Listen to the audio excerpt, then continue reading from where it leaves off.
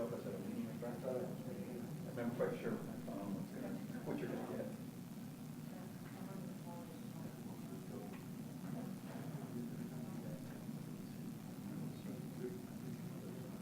Yeah. So I can't say his last name.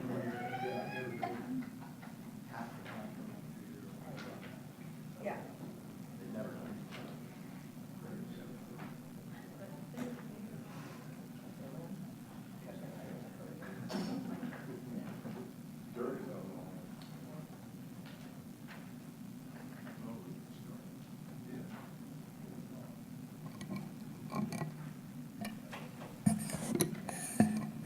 You got it.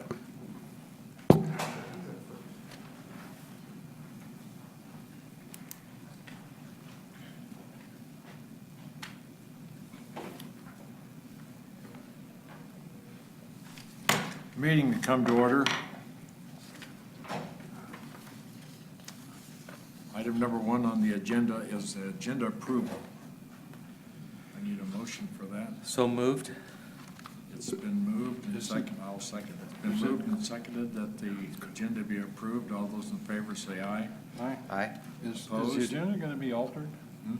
Is the agenda going to be altered? It was altered prior to its being posted. Okay, it's Yeah, I posted, didn't okay. follow up with you, All right. but there's a couple of minor alterations. All those in favor say aye. Aye. Opposed? The ayes have it.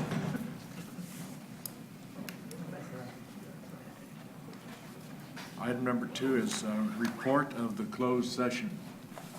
The board did meet in closed session to confer with the real property negotiator regarding the Lutheran Trust property. No action was taken in closed session. Action will be taken under item 8 on the regular. All right. Public comment on matters not on the agenda. I have Kim.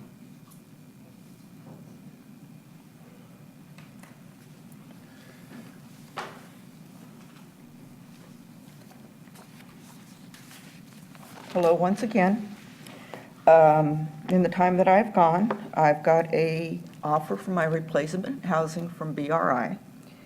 And it has Mr. Jameson's signature on it saying, "I have reviewed and approved this replacement housing valuation." I'd like to now tell you all the errors that are in this valuation and what kind of things I have been going through. Mayor Calderon says the city is going to treat the homeowners displaced by this project fairly, and Mr. Kirchhoff informed the city council that everything is progressing fine. I disagree with both of them. The city will not give us enough money to move our homes. The city will not give us enough money to rebuild our homes. And BRI refuses to use a semi-rural location with a water view to figure the price of a replacement home. I was told that the extremely low fair market value would be adjusted to current market value when BRI completed the next step that would use money from another source so I could acquire a similar house in a similar neighborhood. First problem, once again, BRI lost 1 story of my home and used 15,000 square feet smaller than my home to figure the current market of a replacement home. The house chosen as the closest match to my own home was on 6 acres off East River Road in Rio Linda. In the middle of nowhere, down a dirt road to a cul-de-sac with 2 other homes clustered side by side. No elevation for flood protection, not a similar location, and a house that has additions tacked onto it. No water view in a questionable area, and no nearby conveniences of any kind. BRI also misquoted the price by $200,000. The next house was in Woodland. Very pretty picture of a house on a nice rural landscape, but it was just down the road from a trailer park on a dead-end road, and the picture is of the wrong home. No acreage, no way to move the homing pigeons on a site legally, no views except of the neighbors' homes, and Highway 113 in your backyard. I would have to install bars on the windows to feel safe. My niece just moved from out of a nearby house after her second break-in. The last house is an hour away off Hazel. I have no idea how this house fits in any of the criteria of being similar. BRI's acquisition agent asked me to go out and look for a house I might consider as a replacement. I found a house on the same size property, but it had levee easements. 30 years older, but it had been updated 10 years ago. 3,000 square feet smaller, but room to build a shop on site. The neighbors were spaced out on similar sized parcels, and it was located within 10 miles of my current home. The asking price was $200,000 more than I have been offered. I called BRI with the information and gave them a recent sale and a current listing from the same area. A week later, the house was sold, and I called the agent, and BRI had never contacted them. When I called BRI, I found out no one had thought there was any need to pursue the information that I had given them. BRI's work has shown no due diligence, and the presentation was so off the mark, I consider it abusive. The paperwork I've been asked to sign includes a clause about my remaining acre. There is an important difference depending upon whether or not it is deemed buildable. After June's meeting, I asked Mr. Dirksen several times for the information. I have been ignored. I have been told to find out myself. And 3 weeks ago, he told me he'd get back to me with the name of someone I could ask. These are the people you've hired to help us. You are forcing me to give up my home. All I want is for this to be over. All I ask is that I could buy a similar house size with a similar acreage and a similar location, none of which anyone is taking any time to do. Thanks for getting back to me with that. Thank you, Kim.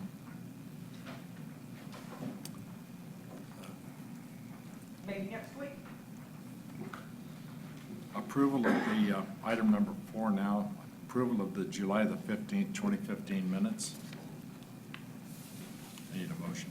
Move approval of the minutes. Second? Been moved and seconded that the minutes be approved. All those in favor say aye. Aye. Aye. Opposed? The ayes have it. Review of the monthly year-to-date revenue and expenses. Morning, Mr. President, members of the board. This report summarizes revenue and expenses for the month of June 2015. It's the last report of WSAFCA's fiscal year. The agency's starting position was $26.1 million. There was no revenue received for the month. There was a write-off for uncollected assessments under the zero land value rule. Expenses for the month, significant expenses for the month included the second distribution to the maintaining agencies of the flood assessment, about $285,000. Project expenses were overwhelmingly occurring in the Southport project related to real estate acquisition, with the Pike acquisition of about $4 million and the Parliament SE escrow, which was $700 and something thousand. We also had significant design and environmental expenses for the project, about $240,000. That pretty much summarizes most of the expenses for the month. We still have some ongoing expenses on the North Area projects as they meander towards closeout. Finance is closing the books, so the June numbers may change in the next coming month. And that pretty much ends the report for June 2015. We also submitted the flood assessment tax roll to Yolo County on Monday, and the final numbers came out pretty healthy. In addition to the 2% increase approved by the board last month, economic development in the city, which is an overall good news thing, increased 2% as well. We had a lot of new vertical development in the Southport Industrial Park, new residential development in Southport, and also new residential and multifamily development in the Bridge District. I'll take any questions if there are any. Any questions? Ed? Yep.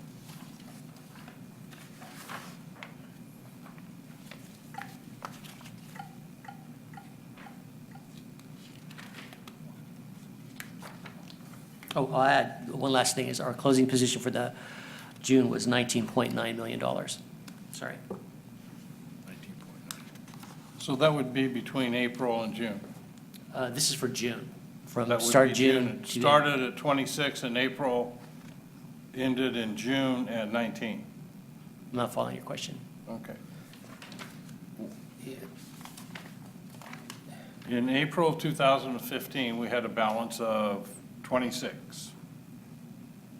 Yeah, but it continued fairly constant until June. It was still 26 at the beginning of June.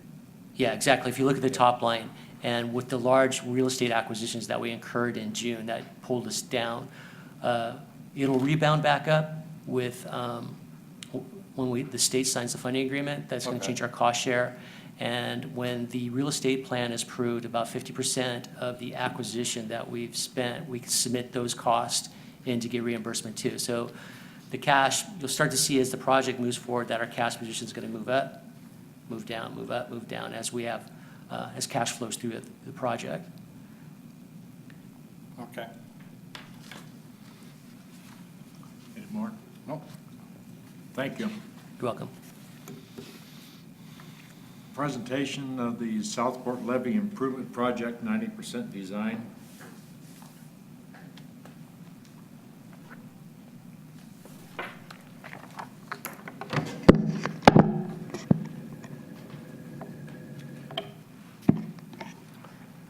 Good morning, President Denton, members of the board. Eric Nagy with MBK Engineers, program and engineering consultant to WSAFCA.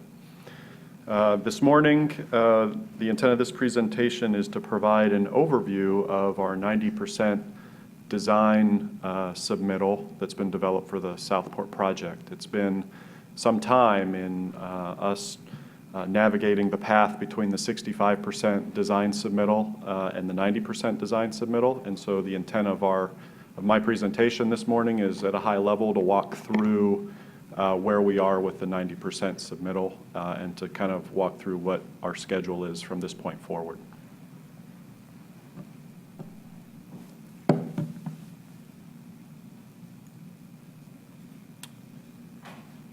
HDR and the design team delivered the 90% design package on July 31st, and that kicked off a review process for that 90% package with all of the relevant agencies that regulate this type of project, as well as with your Board of Senior Consultants, which is a requirement of the funding that we receive from the Department of Water Resources, as well as the requirement, one of the requirements as part of the approval process with the U.S. Army Corps of Engineers.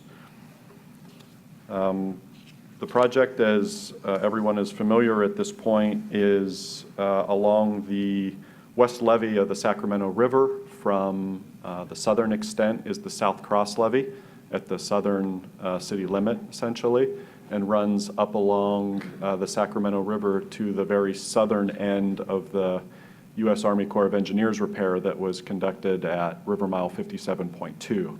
That's the small setback levee there where the South River Road was closed for some period of time. That project's now complete, and our project extends all the way up to the southern terminus at that point. Certainly, this levee along the Sacramento River has a long history of poor performance, and that was one of the key requirements that we considered as we selected this particular reach of levee for repair. Certainly, the entire reach of that levee has seen a significant amount of erosion repair work over the decades. The seepage berm that currently is along that reach of levee was constructed by the U.S. Army Corps of Engineers as part of the Sacramento Urban Levee Rehabilitation Project, and that was due in large part to the performance of that levee during the '86 flood event. And then also, after the 2006 high water event, there was a PL 8499 request for levee rehabilitation, and a small segment of berm was placed in Oak Knoll Bend as a result of pinboils observed there. And so, you know, this is all an indication of the fact that we have a very deficient levee. It protects an urban area, and this project has been under development for a number of years now to address those deficiencies and provide a reliable, sustainable component of the flood system that protects the city.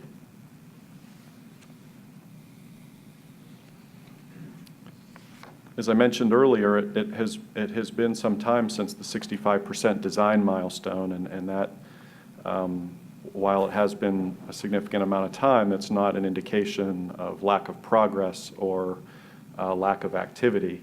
On this slide, I outline some of the major accomplishments that the team has made in that intervening couple of years.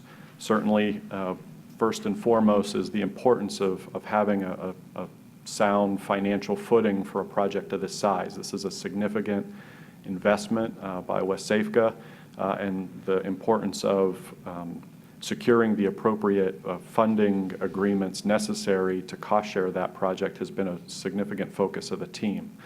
We're approaching the finish line. While not there yet with our major funding partner, the Department of Water Resources, we've certainly recently signed an agreement that secures funding for Village Parkway and construction of the setback levee portion of the project. That's been executed by you, and it's awaiting execution by the Department of Water Resources. So really, by and large, that's a formality. The last increment of funding is approximately $30 million that's necessary to fund construction of the strengthen in place portions of the Southport project, which I'll address in some detail later in the presentation. There's certainly acknowledgement by the department and commitment by the department to fund that last $30 million, but we still have some mechanics to work through as far as getting that funding agreement in place. Another significant milestone was executing the Section 221 agreement with the U.S. Army Corps of Engineers.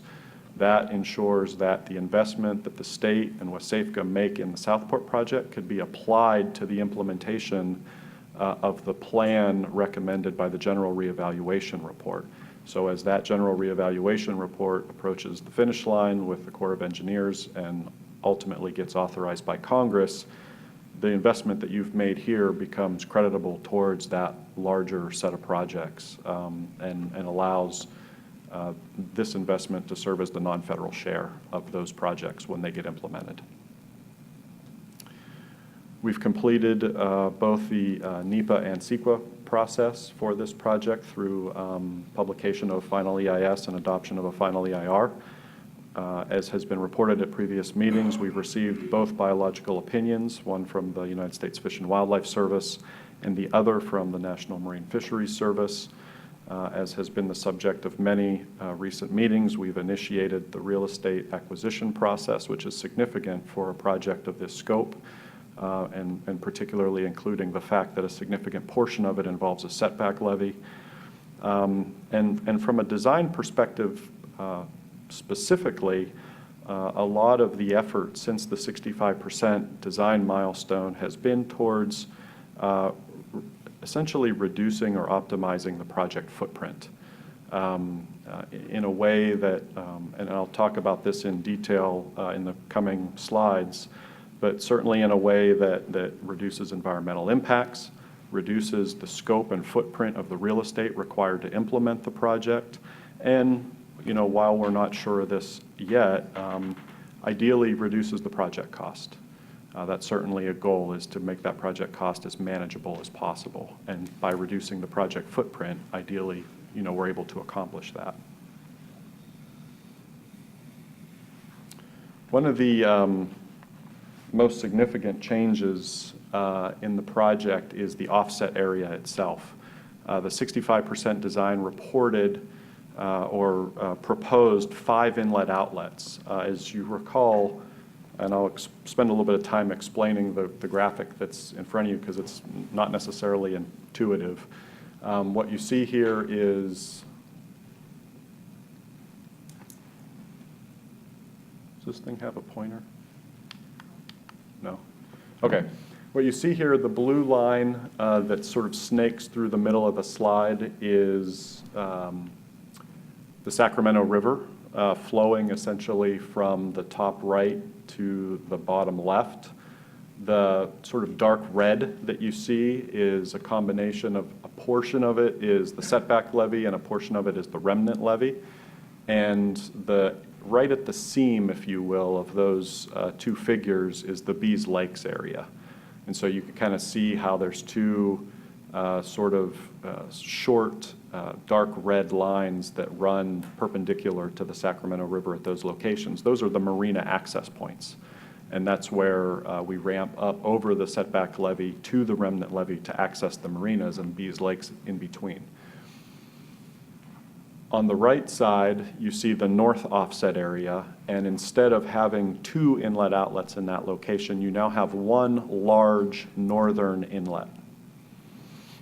So that's a reduction of one inlet outlet in that offset area. And then downstream of Bees Lake, sort of in an S shape, you see the south offset area. That's the much larger offset area in the Oak Knoll Bend area. And there you see two inlet outlets at the downstream end, sort of downstream of the point of Oak Knoll Bend. And previously we had three inlet outlets in that offset area, and one was located essentially just downstream of Bees Lakes. As we continued our design analysis process, we recognized that the 5 inlet outlets configuration that we had previously reported in the 65% design milestone created some challenges. One, the flow-through condition in both the north and south offset area created velocities in the offset area that required a lot of stone protection to resist erosion in the offset area itself, and that's really counter to the objective of the project, which is to essentially create a more natural floodplain in those areas as part of the setback levee process. And so by introducing that flow-through condition, you had essentially high velocities in those offset areas, and then there was a need to place a lot of stone revetment there. That was not desirable from a cost standpoint or an environmental impact standpoint. The other issue that we ran into is that that the flow-through condition in the offset areas created what, this is certainly not a technical term, kind of a sloshing effect between the river and the offset area. As water would move from the river into the offset area and the offset area back into the river, we were seeing localized areas of water surface elevation impacts that would be seen against the opposite bank of the river. So when we consider hydraulic impacts from a project, you sort of look at hydraulic impacts globally. What are you doing upstream of the project reach and downstream of the project reach? But we also had to consider what we were doing within the project reach itself. And we had these localized areas where the water surface elevation impacts were, I'll stop short of saying unacceptable, but certainly provided concern both to us and to the Army Corps of Engineers upon the review of the 65% submittal. One of the things that we accomplish in reducing the number of inlet outlets is we reduce that sloshing effect between the offset area and the river, and those localized hydraulic impacts are decreased significantly.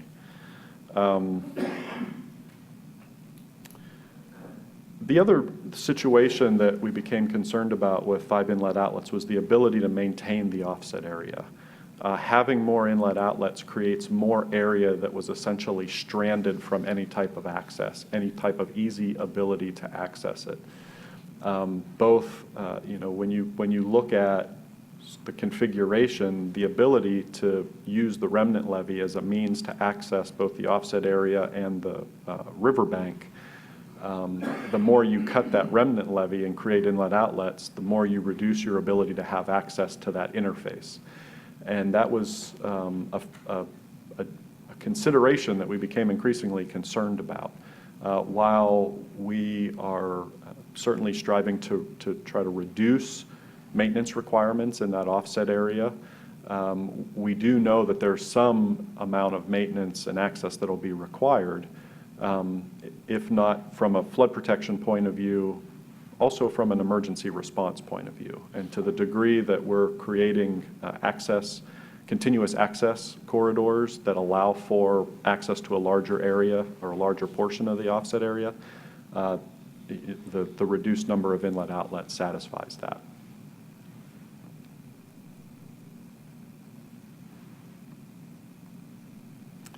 The next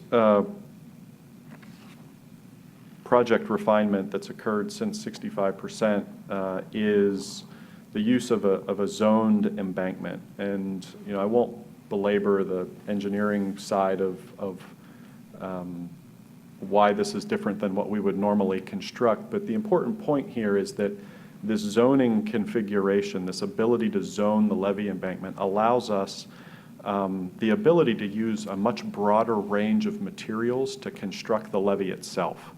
And so when you consider a project like this that has such a high demand for embankment material, you want to be able to use the widest range of material possible, because if you're very narrow in what you can use, then your price tends to go up because you have to go find that material and transport it to your site.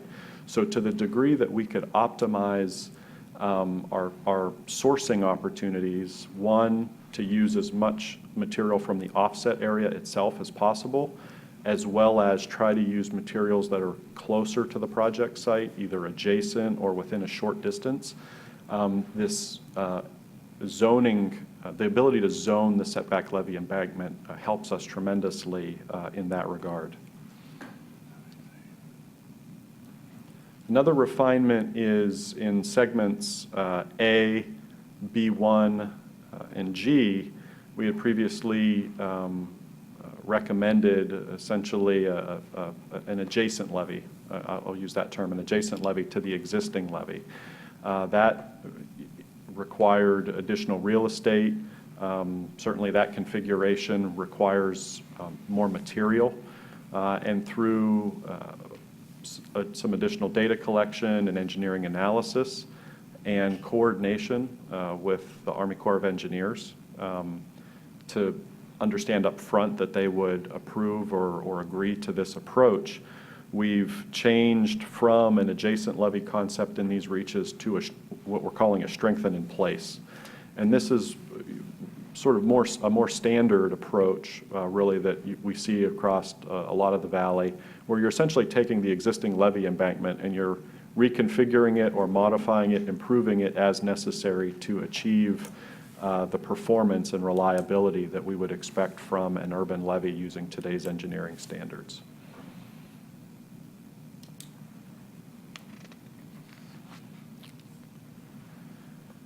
Along the same lines, the next refinement is reducing the width of the seepage berms. The 65% design submittal, by and large, recommended 300-foot wide berms on the land side of either the adjacent levee or the setback levee. As you could see on the left side of this figure, what you have there is the setback levee, and then land side of that you see a seepage berm, and then there's a 20-foot operations and maintenance corridor. There's a tremendous amount, there's a significant real estate footprint associated with placing that seepage berm.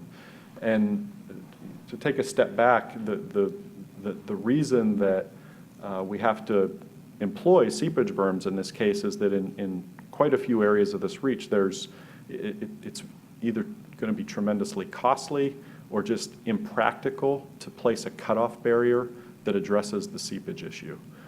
And so, you know, as you recall probably from previous briefings, the explorations in some cases found no bottom from a seepage, from the point of view that there's a layer that can convey under seepage, underneath and through the levee foundation and to the area behind it.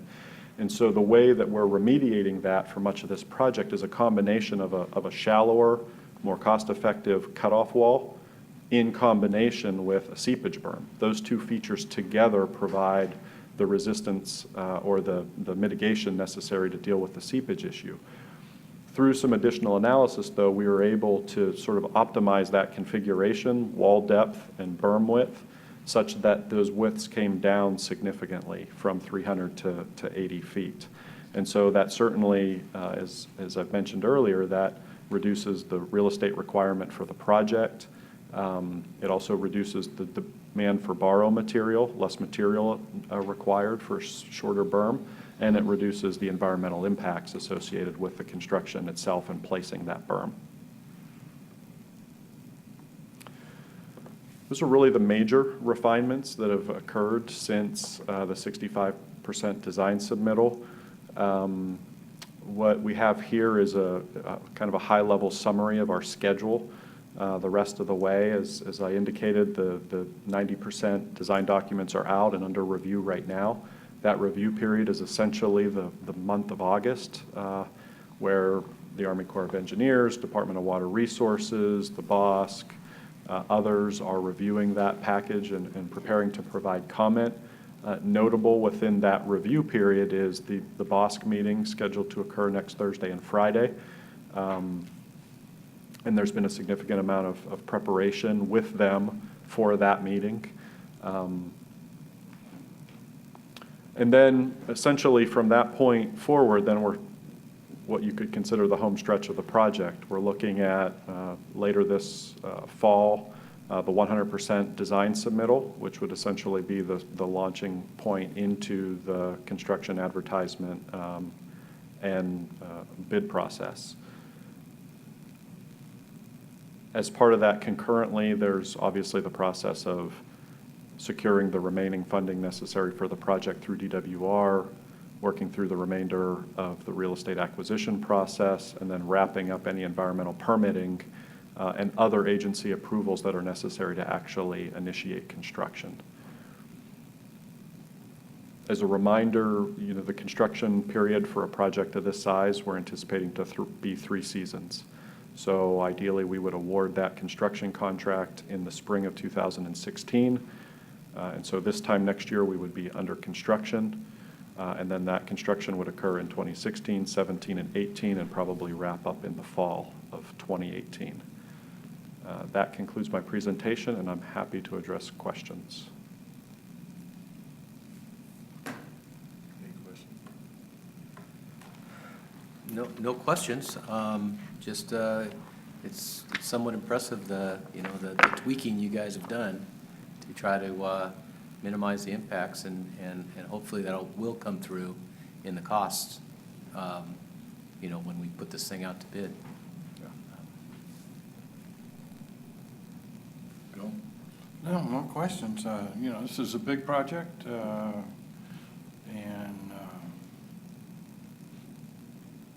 I guess for me, the only thing that is sort of frustrating is the time that it takes to get from point A to point B and finally get some sticks in the ground and get this project really underway. But I think we're doing the right things. I think that the engineering people have all probably answered most of the questions out there as far as the necessity for setback berms, or the necessity for a setback levee, or the necessity for the various fixes that go along that stretch. So, I think that we need to continue to refine and continue to push the GRR. But it's like I say, it's a very large project, and we will really try to do what we can do. Well, I think you did a wonderful presentation. No problem. I have one question, and the question is kind of one that maybe doesn't apply. But the actions that we are taking with our levee, does it affect the other side of the river? It does not. As you guys may be aware, SAFCA, we've coordinated with SAFCA regularly. When this issue first came up of localized impacts, there was a lot of coordination with SAFCA, and they actually wrote a letter of support for the project and recognized that some amount of impact is inevitable, and it was not an impact that they were concerned about. Concurrent with your process, they're also working on a levee improvement project in their south area, the Pocket area, and up along the Sacramento River towards downtown. That project will come online probably while you're in construction, and would certainly address any negligible concern that might exist. But they've been very supportive of the project. They've put that in writing. And to be completely honest, the The water surface elevation impact that we're talking about is essentially somewhere between 1 and 2/10 of a foot in very short reaches of levee. And so I'd say any engineer that could apply some reasonable judgment would say that that's Good. no impact. Yeah, very good. I do have a couple questions. I have a couple more questions. Your upcoming meeting with the Board of Senior Consultants, you guys have been through this process before. Do you anticipate what they may be thinking, or where we may go, or there could be some possible changes coming, or what? It's difficult to get inside those guys' heads. It's a scary place to be. What I will say is we have gone through, over the course of July and earlier this month, we've had a series of teleconferences with them. So It's been a while they've been- since they've been engaged. They've been informed all the way along? And so Okay. we've, brought them back up to speed, reoriented them to the project, pointed out some of these very same things, provided them advanced information with regard to those design refinements. And so to the degree that we could do so, we've brought them up to speed so that they're not surprised by anything that they hear next week. So far, they haven't voiced any concern. That's not to say that they won't have any, but I would say with pretty much all of the items that I addressed today, we've had some level of coordination or engagement with either the Army Corps of Engineers, the BOSC, the folks that you would expect to have concerns with these types of changes. We've been keeping them up to speed and engaged them even to the degree that we could get kind of tentative approval or tentative acceptance of the change. Okay, And good. so we've engaged in that type of coordination. And then finally, you said that this, design improvements or whatever have reduced the quantities of borrow that will be required for the project. Do you have a percentage of what that is, or do you have any numbers that I know? ballpark Not that I numbers? would be willing to Okay. share off the top Okay. of my head. The reduction is fairly significant. Okay. Percentage-wise, I don't feel comfortable Right. sharing that off the top of my head, but, when you think about the length of A, B1, and G, and the fact that that adjacent levee went away, that we reduced the berm size by essentially 2/3, there's been a significant reduction in borrow demand. And in creating the zoned embankment for the setback levee, we've better set ourselves up to utilize as much, if not all, of the material possible that's in the offset area that's created by excavating that area out and creating that habitat. And so we're really trying to position ourselves to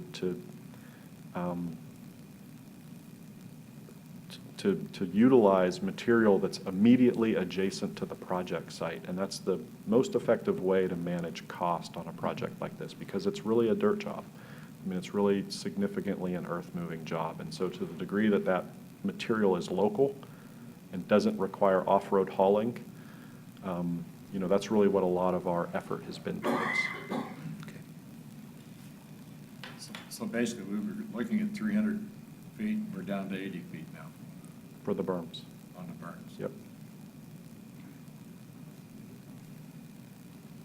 Okay, I'm good. Very good, thank you very much. Thank you. Appreciate it. Thank you.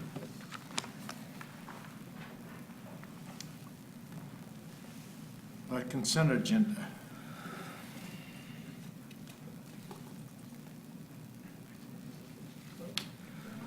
I would move for approval of the consent agenda as presented. I would too, except what were the changes in item number 8 that were made?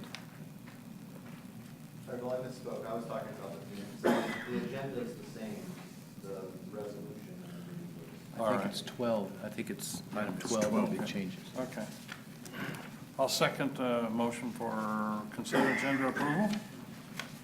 All those in favor say aye. Aye. Aye. All approve, against it? Approved, it passed.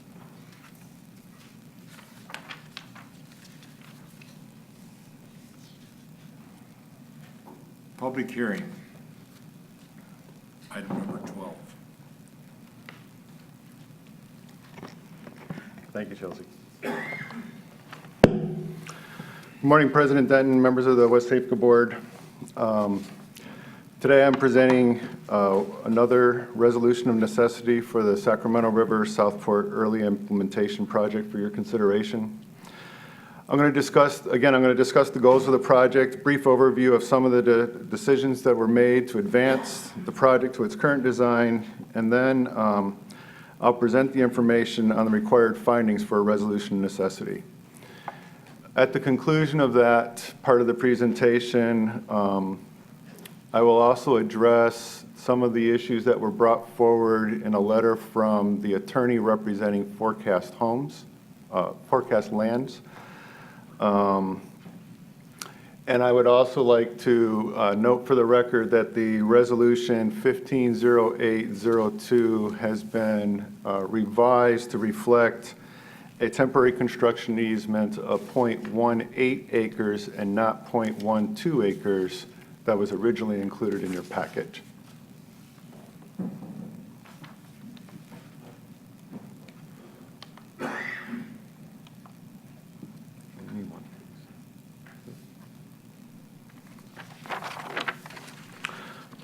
So as I've brought to this before, the Southport Early Implementation Project, first and foremost, is a public safety project.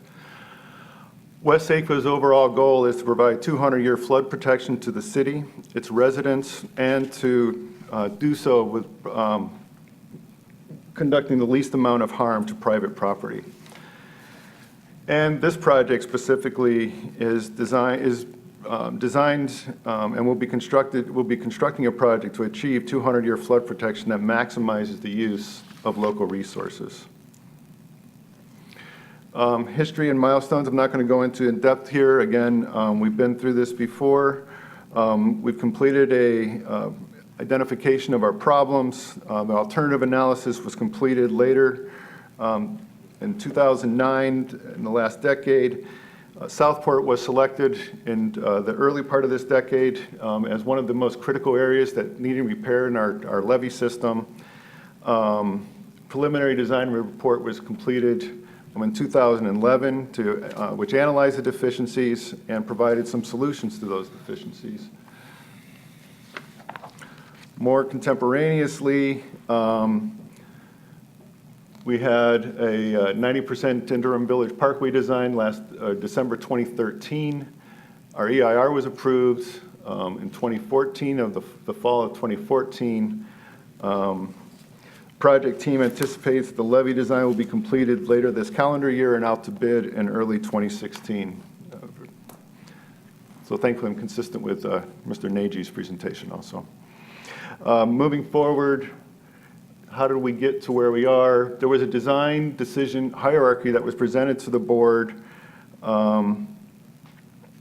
which went through a series of a process, identifying deficiencies, testing solutions, and make sure that some of those solutions minimize the impacts, maximize the benefits for the entire reach and the system itself. Presentation of those three combined measures were provided to the board in January 2012. The first of which was a combined measure alternative that included an adjacent levee with berms and an adjacent levee with cutoff wall.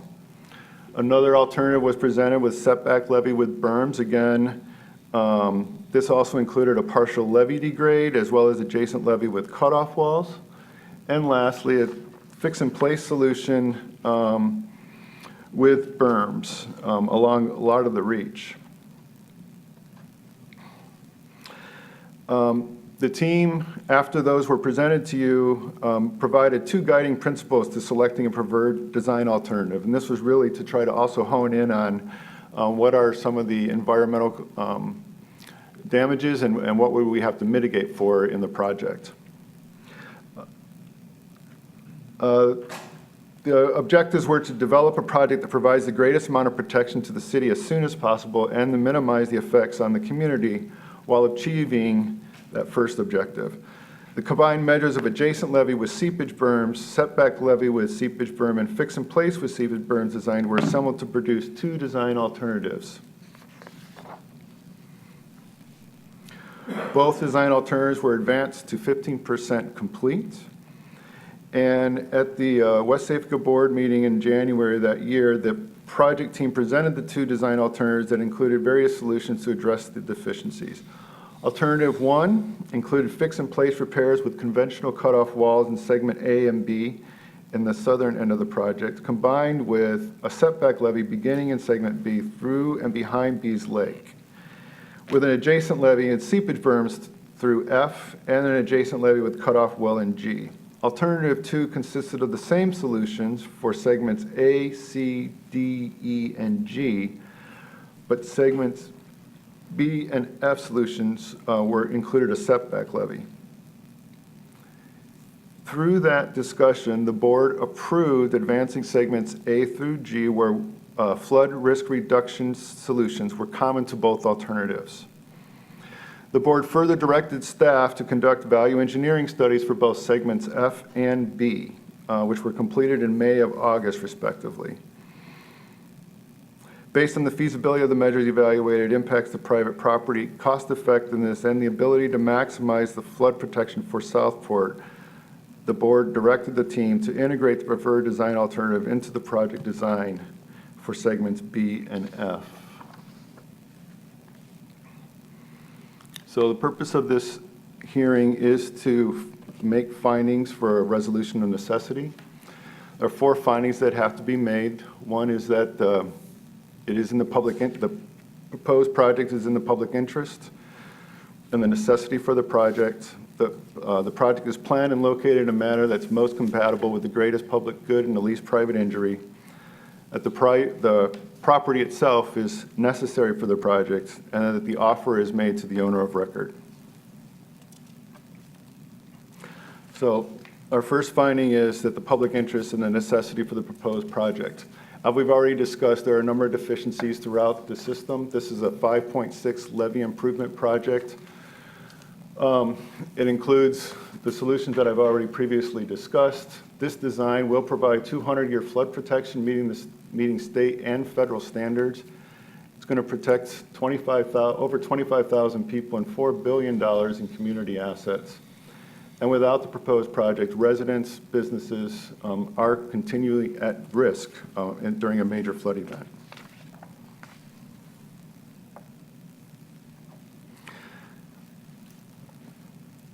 Secondly, the finding of the proposed project is planned or located in a manner that will be most compatible with public good and cost the least amount of public injury.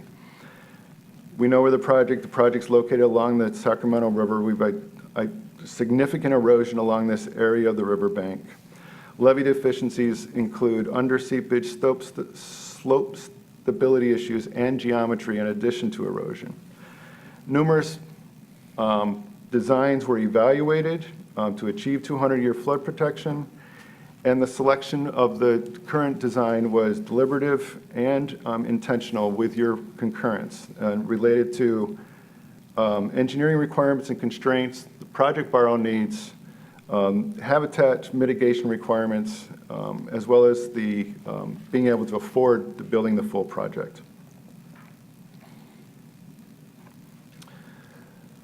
The property is necessary for the project. What you have before you is a view of the acquisition area across the forecast lands property. The property itself measures approximately 7.4 acres in size. It's located in segment F away from the planned levee improvements. Approximately 0.89 acres is needed for construction of the Interim Village Parkway. Interim Village Parkway is the road relocation for South River Road that currently is located on top of the levee. The location and the relocation is coincident and consistent with the city's general plan.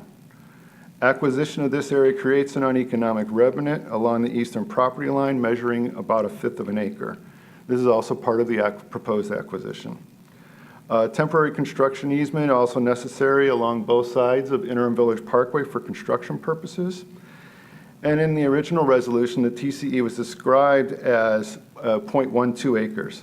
That's because the other 0.06 acres of the TCE is within the remnant parcel. However, the resolution has been amended to reflect a 0.1 acre .18 acre or temporary construction easement.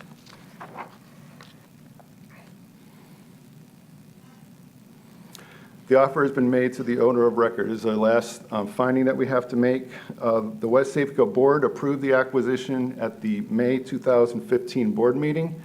A complete offer package was organized, assembled, and mailed to Forecast Land for the property acquisition.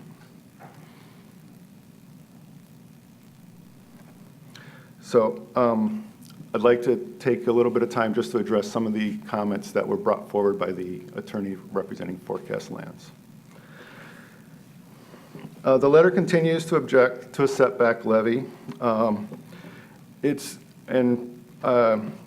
While that's fine, I want to point out that in this particular instance, the setback levy does not affect this particular property. So this property is only affected by the construction of Interim Village Parkway. The letter also calls out the fact that the exhibit shows that it's 0.18 acres of a temporary construction easement and the resolution was 0.12 acres creates some ambiguity about what the actual requirement is. That's been adjusted, the resolution has been adjusted to reflect 0.18 acres and to reduce or take away any ambiguity to that fact. They also bring up so Interim Village Parkway is located where Village Parkway has been planned for in the city's general plan. We've been consistent with this to you over the last few months and throughout the design. WSAFCA has a responsibility to provide an alternative road to those property owners who are going to lose access to their properties by virtue of the project. And therefore, we have chosen to use the location in the general plan to build an interim roadway to provide property owner access.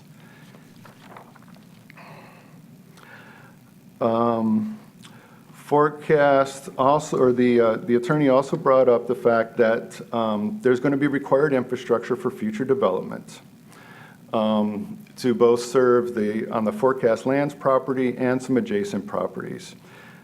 Frankly, the timing of these improvements is very uncertain relative to the development horizon, and we have a project that is ready to go. We have a certified EIR, and we're ready to move forward. So it is unfortunate, but it is a matter of timing.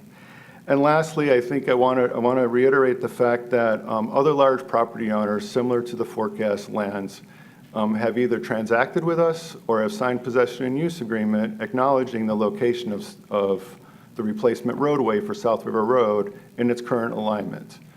So those are some of our responses to the letter received by Miller Star. I'm available for any questions if you may have. Paul, one of the comments that you made on one of the slides was protection of 25,000 people within the city and this and that. I think that figure's gone up. Yeah, right. So I've been doing this now. This is like the 5th month, I think. So I think we ought to we can adjust reflect that. It should get to 50. Sure. Thank you. That's it. Paul, thank you very much.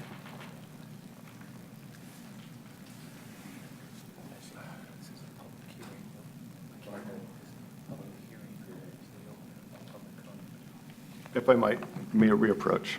The attorneys reminded me of the fact that there's also a reference to the fact that we had a discussion with CCON in April of 2014 around this matter. Toby Wong, our project engineer on the project, responded with a very concise letter that basically told them, while we understand the difficulties of trying to develop or put the infrastructure in right away, there's a cost involved with that. The state is only going to cost share in a roadway that's a replacement for South River Road.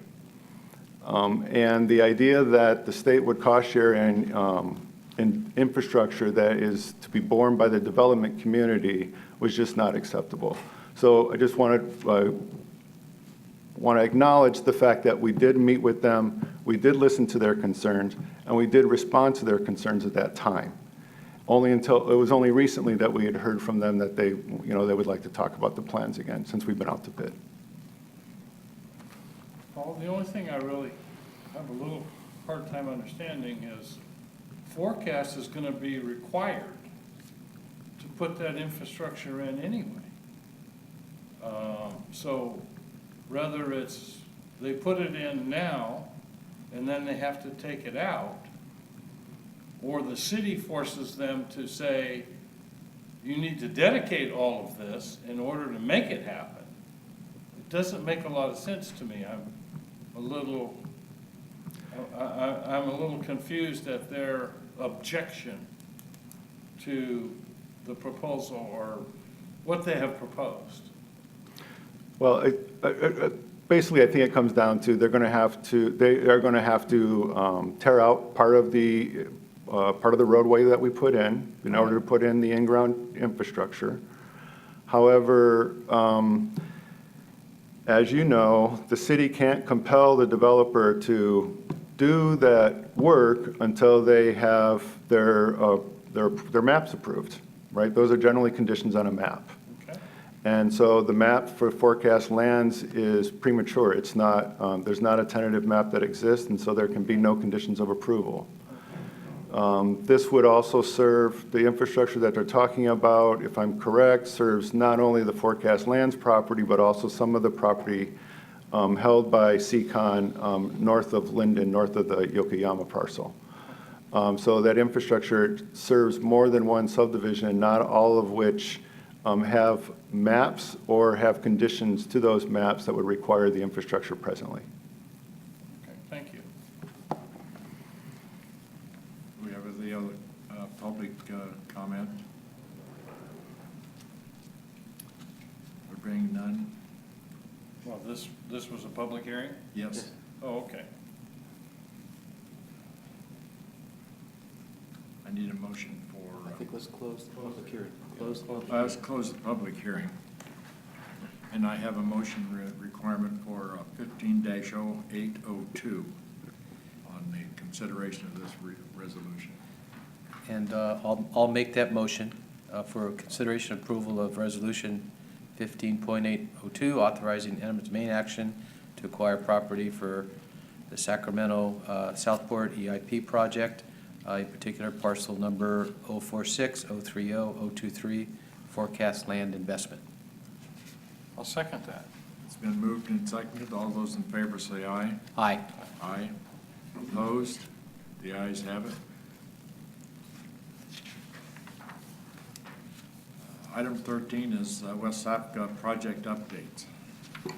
Morning, President Denton and members of the board. In your packet was the monthly progress report. I'll go over some of the highlights to draw to your attention. On the Southport project, probably the most significant thing, other than the 90% design deliverable, has been the recent request by the United Auburn tribe to provide comments on the final EIS after the final comment period has closed. They've also requested to provide comments on the Southport programmatic agreement for the cultural consultation. And due to other experiences that the Corps has had on other projects, it is uncertain at this time how they're going to respond to United Auburn. There is a meeting scheduled today with the Corps that myself and several of the WSAFCA team will attend to provide input and decide on a course of action on both the outcome of the final EIS as well as the outcome on the programmatic agreement for the cultural consultation. And in addition to the Southport 408, they've also requested to comment on the final EIS and the PA on the GRR as well.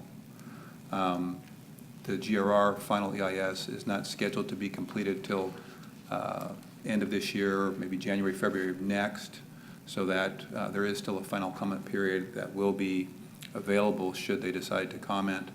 And the programmatic agreement has not been finalized, and so the meeting today not only will discuss a course of action relative to the 408 project, but we'll also touch on the course of action for the GRR as well.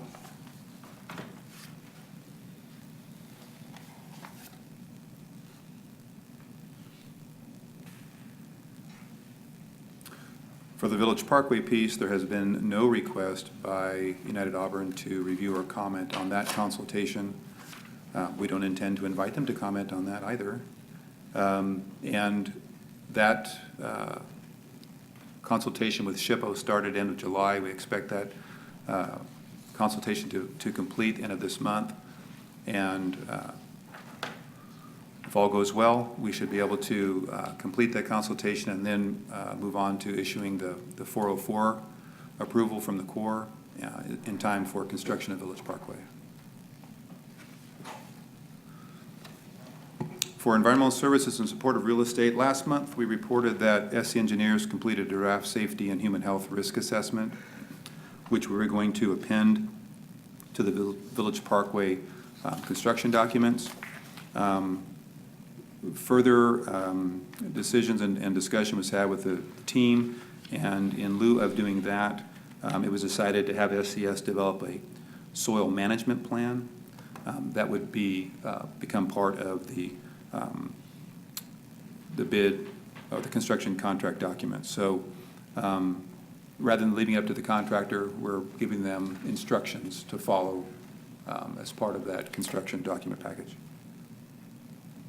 And a similar, we're doing that now for the Village Parkway documents, but a similar soil management plan will also be included in the levy bid documents as well.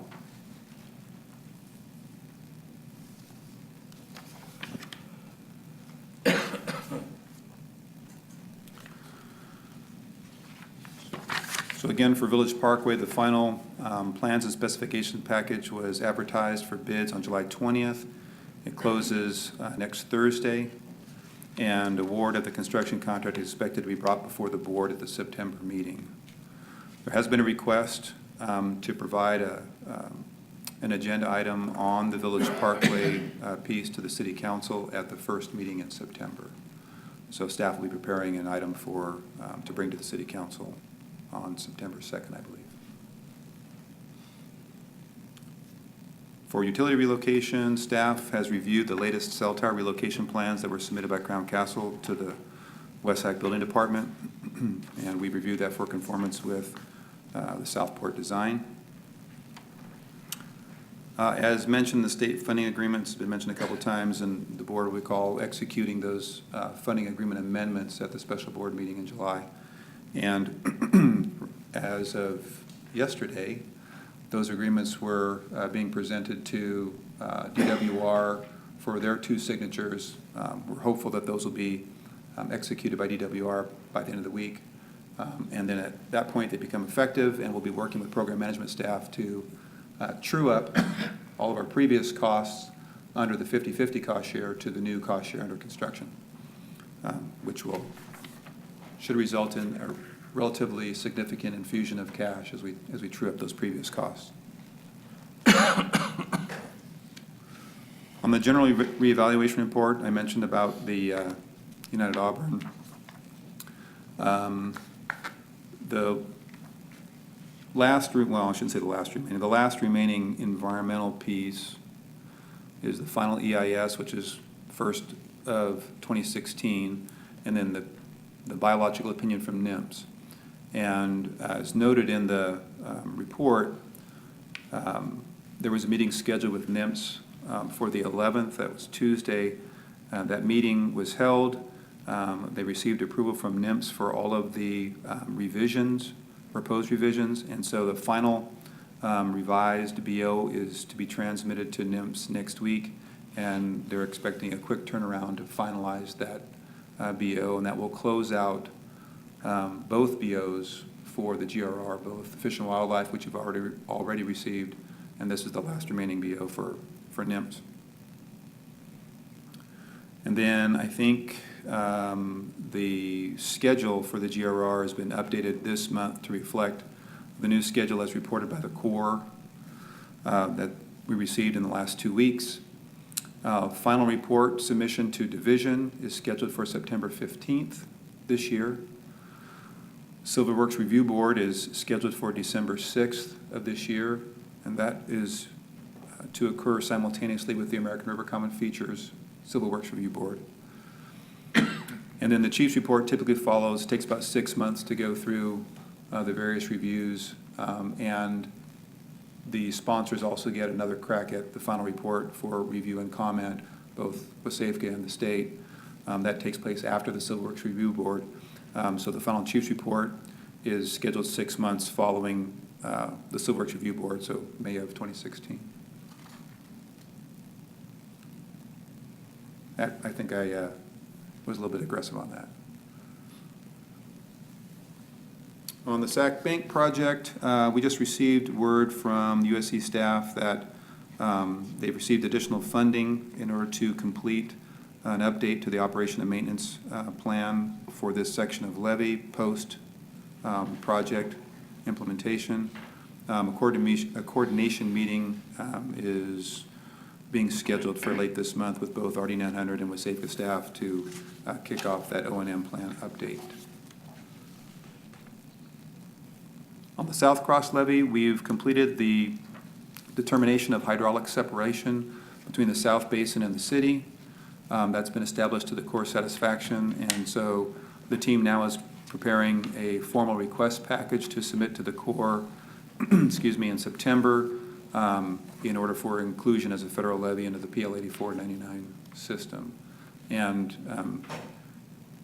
once successful, that will essentially eliminate approximately 10 miles of levees along the Sacramento River West levee that is south of the city limits. Greg, can I ask a question on that? Mhm. Do you have any idea how long that will take to happen once our report is submitted? I don't. One of the things that we'll be doing when we submit our package to the Corps is asking for a timeline on that review and a determination. So I'll have to report back, next month, hopefully, on what that looks like. But the Corps has already acknowledged the existence of this levy by its inclusion in the GRR, so they fully expect that we will receive the approval. Otherwise, they wouldn't have included in the GRR as to be, improved in the future by the Corps. So. And then lastly, there's a new item that I wanted. Well, let me talk about the Regional Flood Management Plan. DWR finally provided comments at the end of July on the draft work plan that we had submitted to them. And we have received those comments, and we have finalized the work plan. We'll be submitting it to DWR as the official work plan submittal tomorrow. And we have also scheduled, excuse me, a couple of follow-on meetings with DWR for their continued coordination and stakeholder engagement.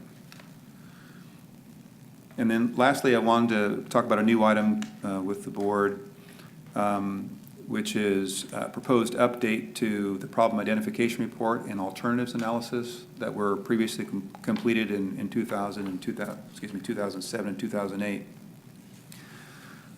Since the PIR and alternatives analysis were completed, there's been additional evaluations that have been performed on the West Sacramento levee system. To include the urban levee evaluation, which is a number of borings and geotech evaluation that was done by the Department of Water Resources, the adoption of the new urban levee design criteria by DWR, the West Sacramento GRR analysis has been complete, and not to mention other data that's been collected by our early implementation projects.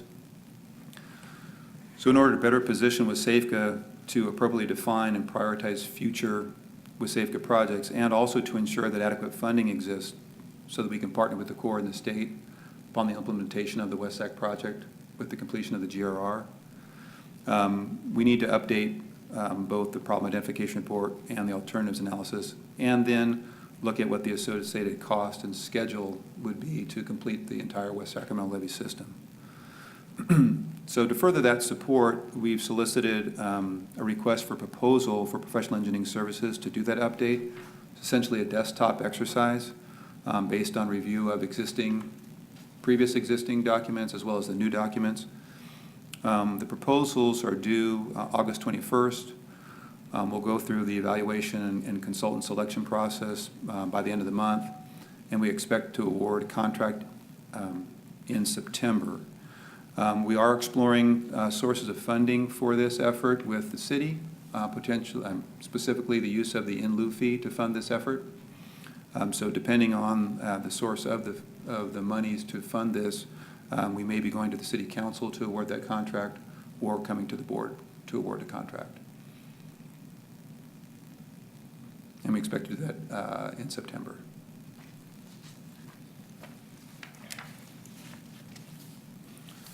And that completes my update. Be happy to answer any questions that the board Well, has. a couple questions, just the in lieu fee, which is a flood fee on new development. It is in possession of the city until they agree to give it to WSAFCA? Is that That's essentially correct, yes. okay? And we've been working with city finance as well as the WSAFCA treasurer to bring an item to the city council in August or early September to propose future uses of the in lieu fee to support the West Sacramento Levee Improvement Program. So it's similar to the sales tax scenario where they determine ultimately how that money is distributed. Correct, and I would anticipate the item going before the council to be a sort of a combination item proposing both the use of the Measure V money as well as the in lieu fee to support WSAFCA's projects. Okay. Is there enough money in the in lieu fee pot to handle all this? Because I don't know what the expense is going to be from this firm you want to hire. In my opinion, there's more than enough capacity in the in lieu fee to cover this particular effort. Now, depends on how much the city council is willing to dedicate. So we'll have to see. Well, you'll have to brief me so I know what to ask for. And then I'd also like to just make one more comment on the GRR process and my disappointment in the fact that the schedule now has creeped, farther down the road, and we've another 5 months now till they anticipate a chief's report being made, and that's ultimately we want to see it completed, but if by some reason it moves again and we miss a cycle of the WRDA bill, if one does come out in 2016, that does affect our ability to provide flood protection to the city of West Sacramento, on as timely a basis as we can. And, you guys have briefed me on the circumstances, but it's a little frustrating. I went with Eric on the Cap to Cap this year. We met with folks in Washington that assured us that, there was no difficulties. You constantly meet with the district and whatnot, and then out of the blue, a scenario occurs that blows the thing out of the water. So, just let's continue to engage and keep them going, but we got to find a way to try to hold these people more accountable. It's our flood protection that ultimately we want to get. So that's it. Good. I guess the only thing I would ask, and that is with this BRI, our BRI firm, Ms. McDonald had said that she had gone to them and told them of a location, and somehow or another something slipped through the cracks, or something wasn't relayed correctly, or something happened. But if you could check with BRI, I certainly would like to know what happened. Will do. Thank you.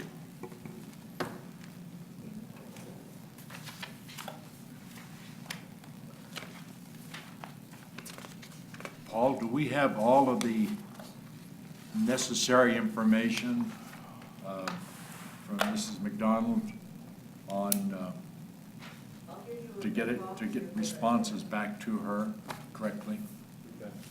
We do have all that information. Well, we can get it from the tape. Okay, meeting's adjourned.